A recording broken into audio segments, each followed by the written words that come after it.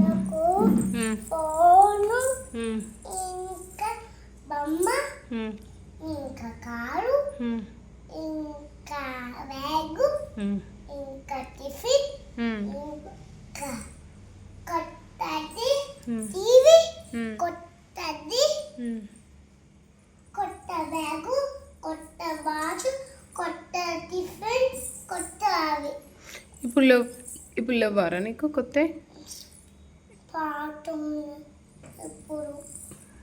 పాత ఉందా? కాదు, ఇప్పుడు లాస్ట్ ఇయర్ వాడిన బ్యాగ్ వాడితే ఏమవుతుంది ఇప్పుడు? ఇయర్ కంటే ఎట్లా రానా?